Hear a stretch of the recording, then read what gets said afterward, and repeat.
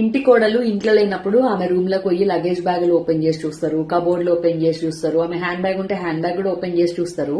ఇట్లాంటి గలీజ్ అలవాట్లున్న అత్తలకి ఆడపడుచులకు ఒక క్వశ్చన్ వేస్తున్నా, మీకు సిగ్గుశరాలు లాంటివి ఉండవా?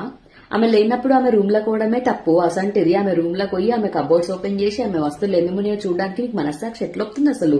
పాపిష్టి మొహాలు ఎక్కడికేలో. అంటే ఆమె ఆర్గనైజ్డ్ గా పెట్టుకుందా లేదా అన్ని వస్తువులను చూడడానికి ఓపెన్ చేస్తారా, లేకపోతే ఆమె దగ్గర ఏమేం వస్తువులు ఉన్నాయో చూడడానికి చెక్ చేయడానికి పోతారా, లేకపోతే మీ వస్తువులు ఏమైనా దొంగతనం చేసిన డౌట్ తోటి ఆమె కబోర్డ్స్ ఓపెన్ చేస్తారా? మీ దిక్కుమాలిన అలవాటు పోవా ఇక? ఇట్లాంటివి ఎన్నెన్ని చేస్తారు? మీరు మాత్రం బయటికి పోయేటప్పుడు మీ రూమ్లన్నీ లాక్ వేసుకొని పోతారు, ఆమె మీ రూమ్ లకు మాత్రం రావద్దు. ఆమె రూమ్ లకి మాత్రం మీరు పోయి ఆమె లేనప్పుడు సిఐడి లేక సోదా చేసే అడ్డమైన పనులు చేయొచ్చు.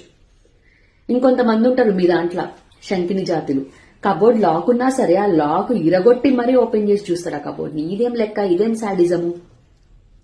సరే, ఈ దుర్మార్గమైన పని చేస్తే చేసిర్రు, ఆమె వచ్చేదాకన్నా మళ్ళీ నీట్ గా అన్ని సదిరి పెట్టాలా? పెట్టరు.